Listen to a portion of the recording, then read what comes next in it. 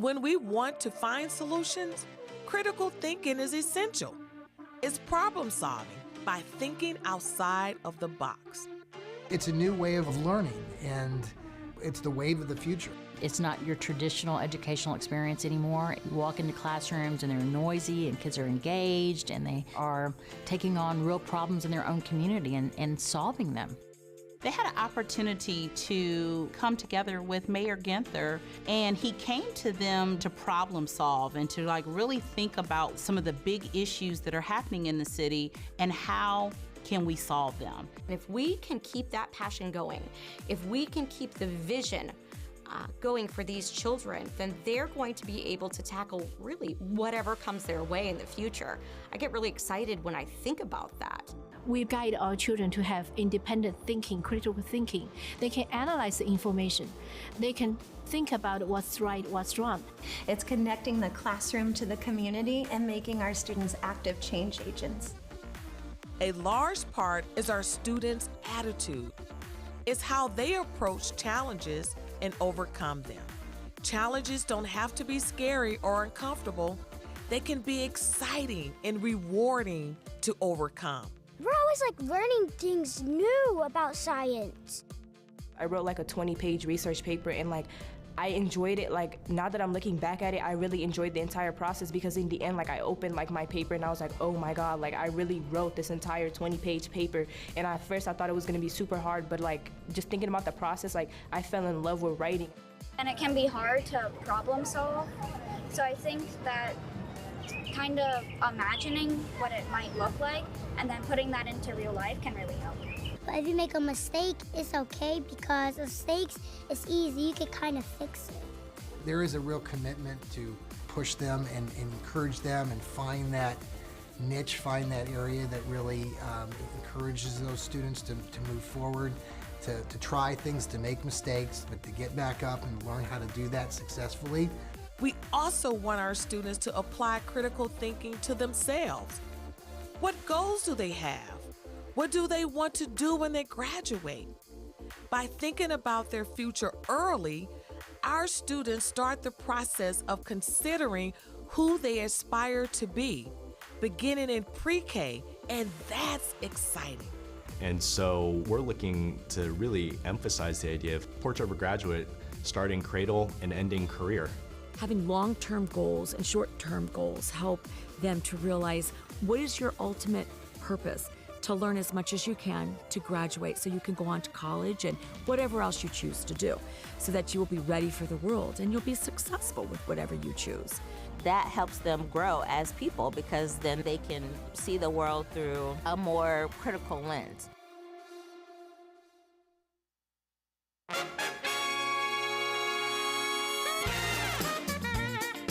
WCBE is a hub for local news and music that acts as an invaluable source of entertainment to the people of Columbus and the surrounding area. It's Columbus radio at its finest. I love WCBE. I don't think that there's any radio station quite like it anywhere.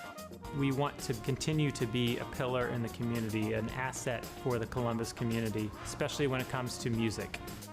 It's a dedication and love of music, of storytelling, and then to sort of combine those two things. We're getting information out about festivals, things that enrich the public's experience, and again, things that you may not see. I think we're also drawing attention to local issues. And most importantly, it'll stimulate people's curiosity. It is intended to be an educational experience. And that is what got me involved in radio to begin with. I really get to spend time educating people on the microphone, and I feel like that's one of the best parts of WCBE. This is great, right? It's public radio, it's smarter, it's better, care about art, care about people in town. I love WCBE, and I can't imagine Columbus without it.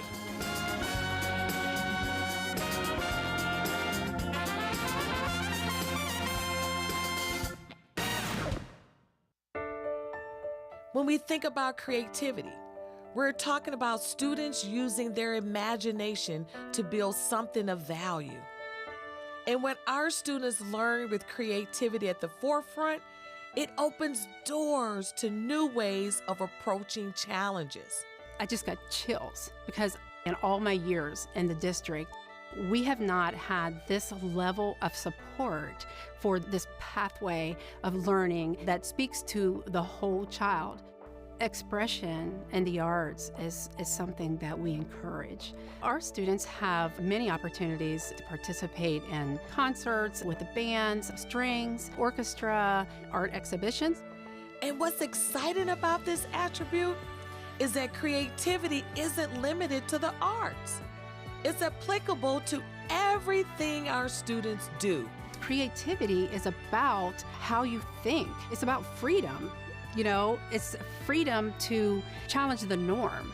Everybody's creative in their own way. I feel like even if you don't think you're creative, trust me, you're creative. It kind of relates to like being unique to me because everybody's unique. I like being creative. Like, I love like mixing colors and stuff. I like to be creative because usually I wouldn't show my talents because I'm always shy. Creativity actually helps a lot with studying. If you're not creative, you're gonna copy other people. And that's the key. We want our students to come up with their own ideas and their own ways of learning to understand what methods work best for them. I'm curious, which means I just keep wanting to learn more and more and more and more. That's where innovation is going to come from. Not from, the folks who've been doing it the same way for the last 30 or 40 years. It is going to come from the newer generation. How do we set them up? We give them the tools that they need to be able to do whatever it is in life that they want to do. We have the Adobe suite of products at our disposal now for our students to use at schools and at home to unleash their creativity. I'm so happy we're able to provide the tools finally now so that they can go and unleash it. When our students use their creativity to build something of value, there's no limit to what we want them to create. It could be artwork, a dance performance, a new business or a new idea, a club or a movement. Value is defined not by who you are, but by who you impact. It's propelling our students to what's next. We have to make sure that we open up the doors for creativity. Don't try and change their trajectory. Allow them to be creative, allow them to discover the world. And that's the power of being a creative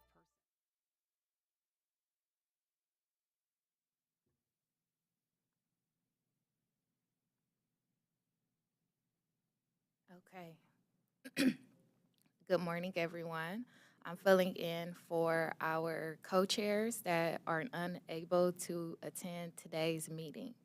So today we'll go ahead and call the meeting to order and begin with our agenda along with a few action items for today. First up is approval of minutes. There were a set of 3 sets of meeting minutes from meetings that were held on August 25th, October 27th, and the December 1st technical oversight meeting. I'll give committee members moments to review those meeting minutes, and then we'll look for approvals. Madam Chair, I move to approve the 3 sets of minutes. All right, can I have a second? Second. Thank you. Meeting minutes approved. Next on our agenda item, as we close out the year, we have our calendar for 2023 detailing our meeting dates for your review and approval as well. And with that, we'll also need a motion to approve the calendar for 2023. Madam Chair, I'd like to make a motion to approve the calendar for 2023. Thank you. A second. Thank you.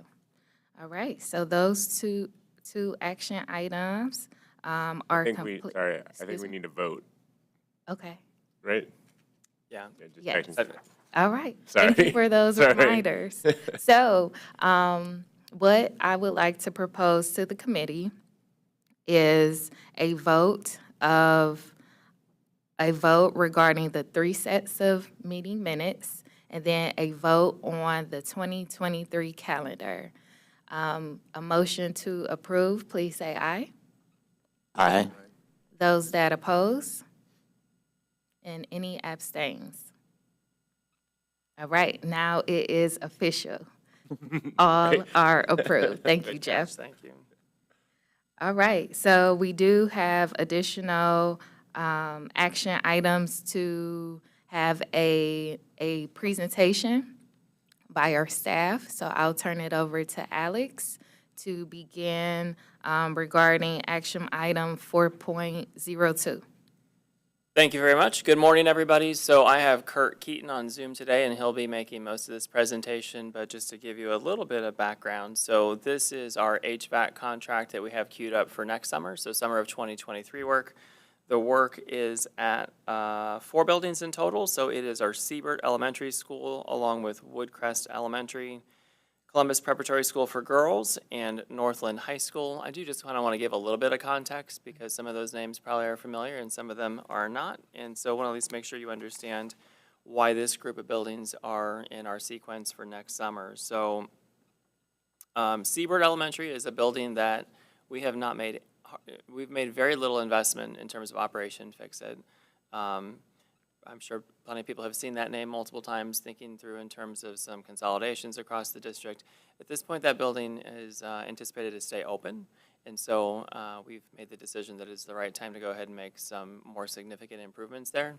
It is a building that is already centrally air-conditioned, but the systems there are well past their useful life, and so just to be able to add that reliability and then also improve the ventilation, we'll be making essentially like-for-like improvements at that facility.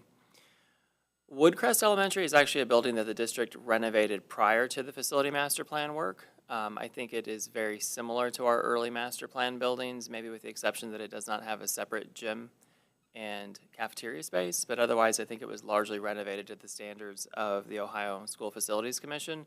But again, it was renovated in 2000, so it has many systems that are approaching the end of their useful life, and so that's exactly the intention of this, is just to replace systems that are at the end of their useful life to make sure we don't have any operational issues at that facility. And then the last 2 buildings, you probably do recognize the names from our work, and so that's the Columbus Preparatory School for Girls and Northland High School. And so the stories are a little bit different. So the prep school for girls was already fully air-conditioned. When we did the work there as part of Operation Fix-It, we strictly overhauled all the existing systems. Systems are old but still functioning relatively well, with the exception that we had one major air handler in that building that had a bearing fail. And the way the bearing failed, it kind of wrecked the shaft on a fan. And so we've made some kind of make-do repairs to be able to keep that building open. But again, with the anticipation that building will stay open for the foreseeable future, want to go ahead and make this additional investment to replace that air handler just to make sure we don't have any operational issues in that building. You might remember the girls' school is a building that requires entirely mechanical ventilation. There are no operable windows, very few windows at all, and the ones that are there are not operable. So again, we want to make sure we've got a solid ventilation system along with temperature control there. And then at Northland, a little bit of similarity in that there's some existing air handlers that we did not replace for budget issues when we did the original Operation Fix-It work, but they're at the end of their useful life, and so we will be replacing those units. But also, given the recent collective bargaining agreement with our CEA and the decision to go ahead and air condition all classroom spaces, including gymnasiums and auditoriums, this will be the first building that'll have contracted for that upgrade and adding the air conditioning to those 2 big spaces, the gymnasium and the auditorium. Otherwise, the classrooms in that building were already air conditioned. So with that, I will turn it over to Kurt, and he will walk you through our selection for this particular vendor, which is Prodigy Building Solutions. All right, well, thank you very much for that, Alex, and the committee for meeting this morning. Can everybody hear me okay? Kurt, I don't know if there's anything you can do on your end. Your volume is very low. Okay. Better. Yep. Better. Okay. Maybe I just move closer. All right. How's that? Everybody good now? Yeah. Yes. Okay. All right, so as Alex said, this is our HVAC renovations, project number 23001. So we'll just get through the stuff we have here. As you said, it is Woodcrest, Siebert, Northland, and Girls Prep. And here we have the copy of our advertisement. It was ran on 9/14 and 9/21. And then this just kind of goes over our virtual informational meeting when that was scheduled. And then we go on to our RFQ. So again, it lists our 4 sites, scope of services, our budget, estimated budget, and our LEDE participation goal. And then we listed our schedule here and our score sheet for the RFQ. Here is our informational meeting. So we had pretty good turnout for that, the sign-in sheet. And then this is the statement of qualifications for Prodigy. So we had 4 firms submit, Brewer Garrett, Miles McClellan, Prodigy, and Train. And we shortlisted Brewer Garrett, Miles, and Prodigy.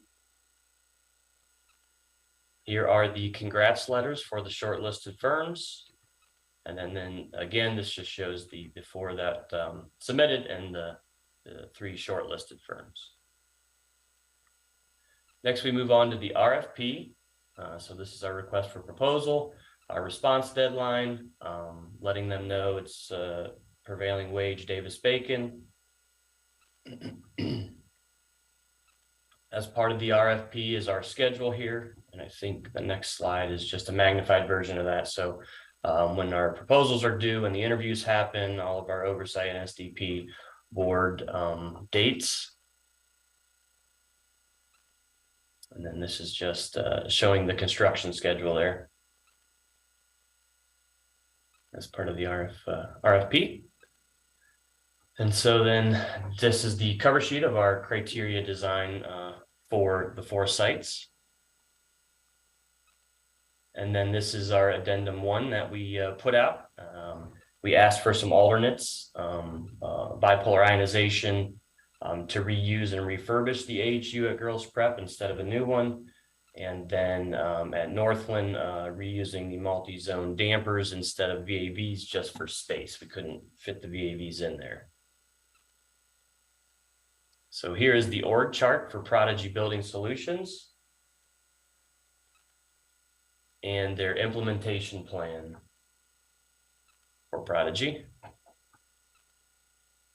And I'll just go through. Alex did speak to each site, so I'll just go over that a little bit more. So at Northland, we actually are replacing 5 units. There's 2 units for the gym, which will now have air conditioning as part of the new unit, and 1 unit for the auditorium. And then the other 2 units are for the library area and the office area. So those units are those multi-zone units that they'll have this coil damper instead of the VAV. And then the fans are just the section fans. So at Woodcrest, like Alex said, we're just replacing there's 3 DOAS units that we'll replace in all rooftop. So that one's pretty cut and dry. At Siebert, we'll be doing some boiler replacement. And then Kurt, yes. Give me 1 second. I'm going to jump in really quick. So okay. I just want to make sure, because I know we're really good at throwing around our lingo. And while even this committee might know what a DOAS unit is, I'm going to guess our general public is not. I'm sorry. So just do me a favor, explain what DOAS stands for and what it does, please. DOAS is your dedicated outdoor air system. So it provides all your ventilation air for the building. This building's VRF, so we need some ventilation mechanism, and it's these DOAS units. So they're just dedicated outside outdoor air units that these happen to be roof mounted. Thank you. You're welcome. Sorry about that. All right, in Siebert, so we got the boilers. And then at Girls Prep, as Alex stated, that fan is 31,000 CFM fan, so it's a large fan. It provides mostly most of the building ventilation and air. And as part of that, so we will be replacing the big fan. We're also replacing the heat and vent unit, 5, so a smaller unit there. And then as also part of this project, we will be replacing the chilled water piping in the mechanical area. So this will be good for girls prep there. So next we move on. Real quick. Yep. So I'm gonna do the same thing. I want to ask you to do a little bit of a deep dive into the fan array and explain the differences and the improvement we're going to make there. I just think it's important that this group and our public understand some of the incremental upgrades we're able to implement as well. Sure. So this, as Alex said, this will be a fan wall or a fan array fan. So right here, you're just seeing the mixing box section and the coil section. I think this is chilled water coil section. So the fan array will sit on the other end. The fan currently there is just a motor and a shaft fan. The fan array are like little drone fans, if you will. I think we got 6 or 8 of them. And so those will provide the air instead of a shaft driven off a motor. So they're electronic fans, much more efficient, much more control, and seem to have some longevity that I think we'll appreciate on the maintenance side. Yeah, just so the one other attribute to that is, so right now there's one piece of equipment with one motor, one shaft, and so when it fails, we've had to close school. And so in this setup, it has built-in redundancy. So you've got those multiple fans. So obviously we would want to have all of them running, but if we lost a fan, we could still operate the building. So again, I just want to make sure, I just think it's important that we point out some of these things that maybe we very much take for granted, but where we can make those kinds of improvements to really improve our ability to continue our operations, like we're going to make those incremental improvements every chance we get. So thank you, Kurt. Alex. Thanks, Alex. Since the Grove School is a client-controlled building, the ventilation system that you're installing or you're proposing to be installed is with the the ventilation where it filters out the air because they don't have the luxury of opening up a window. It's a older building that was climate controlled, so this new ventilation system includes that. Yes, I'm just going to repeat the question. So I think I'm understanding. The question is, like, what is the capacity of the unit to filter air? Because we are required to ventilate with mechanical ventilation? Correct, yes. So, Kurt, I'm going to get the number wrong. What is the MERV rating that we asked for on our new systems? I believe 14. I was going to say, I always get the numbers mixed up in my head, but I think Yeah, MERV 14 I think it's 14. is the CDC recommendation. It would be our ASHRAE recommendation for not just COVID, but any airborne pathogen. It's the... What was the CDC requirement you said? So it's not a requirement, but it would be their recommendation on... So I'm going to explain this very poorly, but the higher the MERV number, the better able the filter is to filter out smaller particulates. So the smaller the number, the less it is able to, the higher the number, the more it is able to catch those smaller particles. And so, yes, we have started implementing, and not just with this phase, that MERV 14, I think is the correct number, but I can verify for you, in all of the systems that we're installing.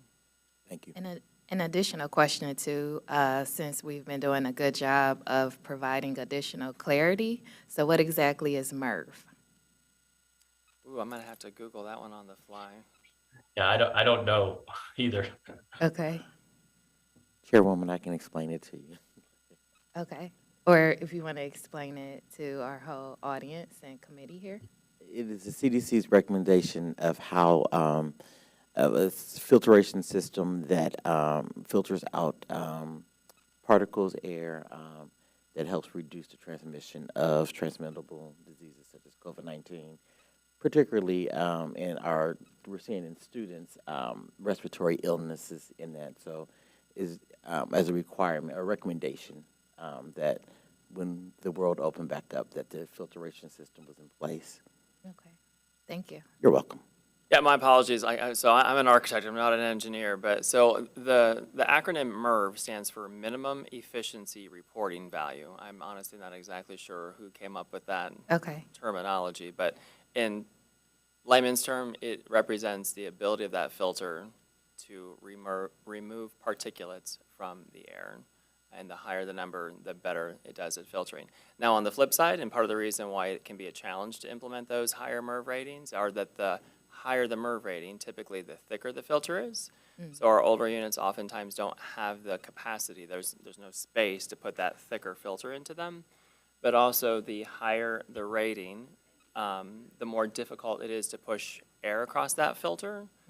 And so the more fan speed, more fan sort of power you need to be able to push air through that filter. And so some of our older equipment does not have the ability to do that, but obviously when we are implementing new equipment, we make sure we do have that. So, Thank you. You're welcome. Any other general questions on filtering or projects? Otherwise, One more question. I know that we were before in the last phase, we're having a looking at the construction schedule. How are we doing on our supply and demand and the construction schedule? I'm thinking it looks like that it is during the academic year. So how is the workaround to make sure that programming is continued during that time? I thought I saw the October date on the schedule. for this particular contract? Yes. So I may let Kurt dive into the details. I know the plan is to get the vast majority of the work complete over the summer. Okay. But work is oftentimes going to continue into the school year. Even if the physical installations are complete, there is a lot of kind of shakeout work, certainly controls work that is going to continue on into the school year. But the goal is always to get the most disruptive physical installations done over the summer. It is one of the aspects of what we've worked with really hard with all of our vendors, is making sure they're giving us, obviously they're to some extent beholden to the suppliers they're working with too, but making sure we feel like we have good data coming in about lead times from particular manufacturers, and then making sure we're flexible enough that if a particular manufacturer lead times do not look good, that we're able to switch, even if that means making some design changes, working to make sure that we can get the best lead times that we can, and obviously pressing on our vendors to get, obviously we need to enter into contracts first, but making sure they're getting those commitments and placing those orders on equipment as soon as they have their contracts in hand. Yeah, so I think that October date is probably our final completion date that you saw. Our substantial completion date is August 8th for this project. So we anticipate having these units in by that date and moving air. Like Alex said, maybe not full control, maybe our, we have some other testing and balancing that needs done. That is what we'll push in, and it will not affect programming at all. It will not be during school hours. It'll be after hours or weekend work to finish out. So.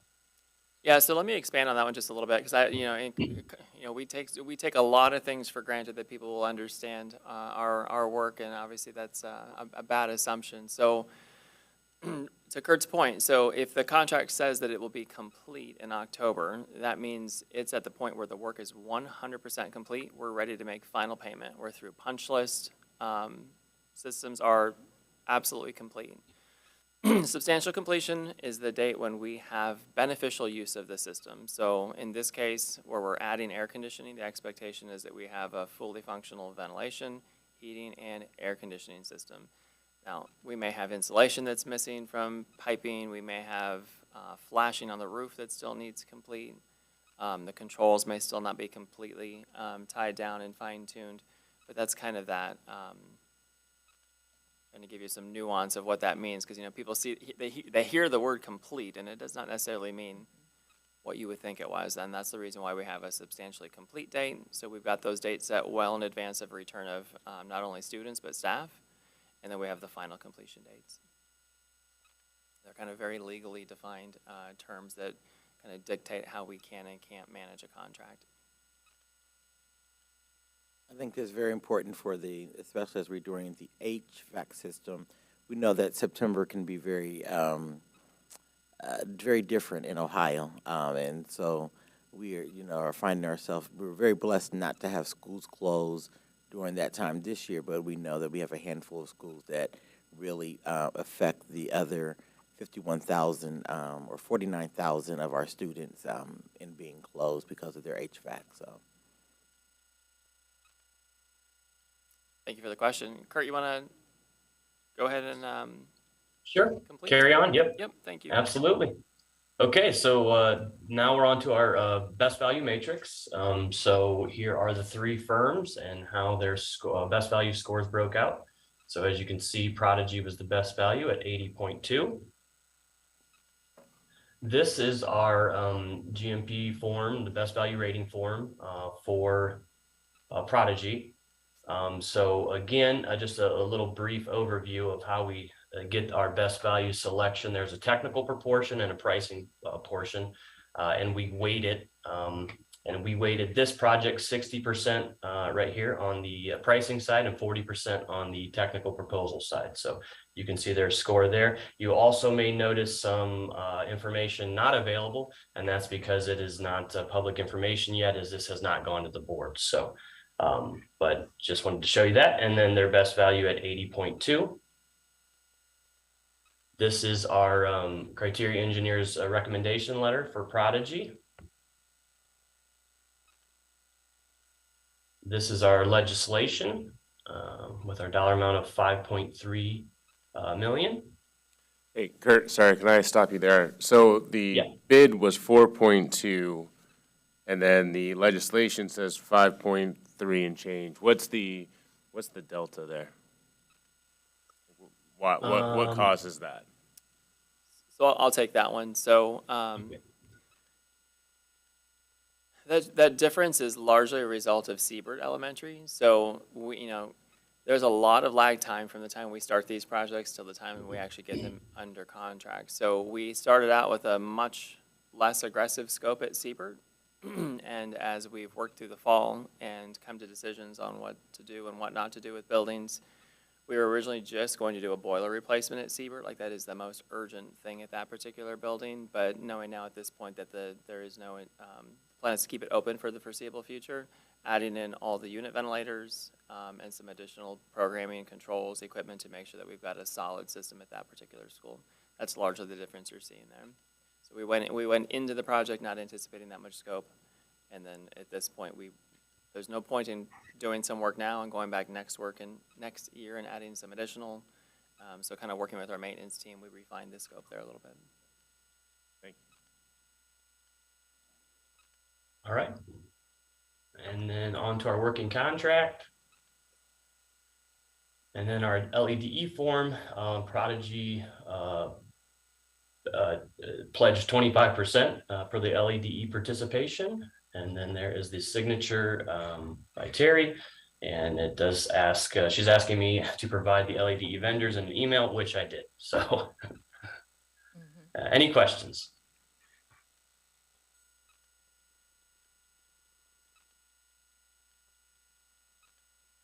Okay, I'm not hearing any questions. Thank you, Kurt and Alex, for and committee members for an informative discussion.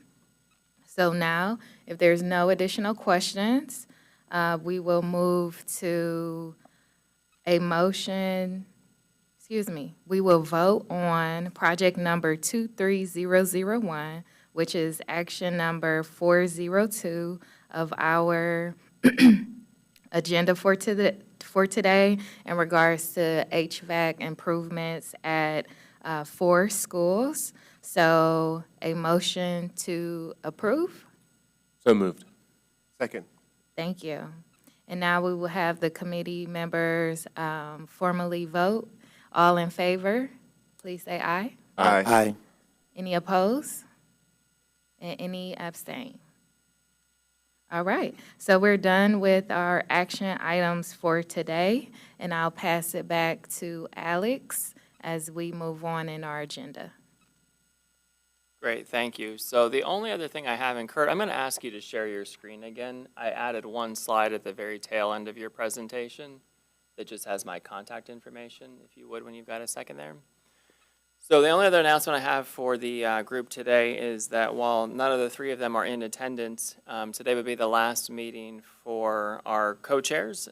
So that's both Ms. Autumn Glover as well as Mr. Curtis Williams, along with Mr. Bob Lichty. So they have reached the end of their tenure based on the charter for the Nsdp, and so I wanted to make sure that I pointed out that they will not continue with the group.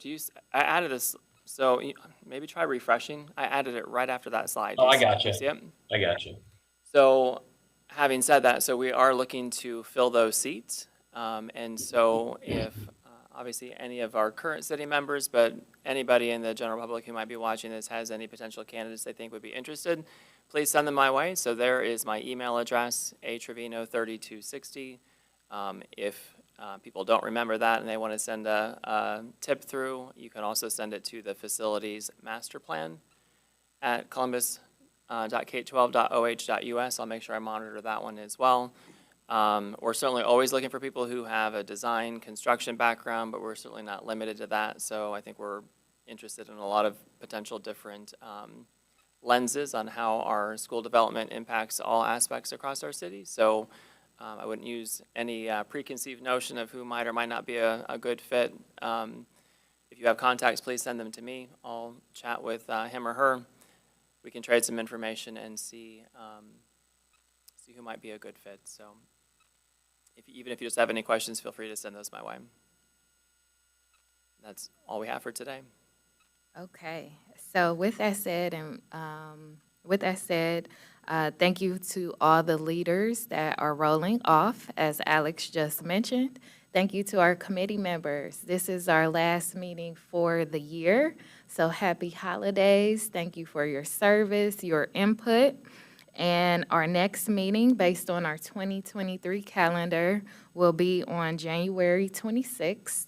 And I will now pose a motion to end and close our last meeting of 2022. So moved. So moved.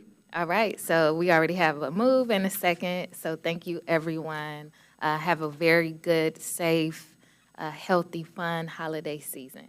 Thanks, Erica. Thank you. Thank you.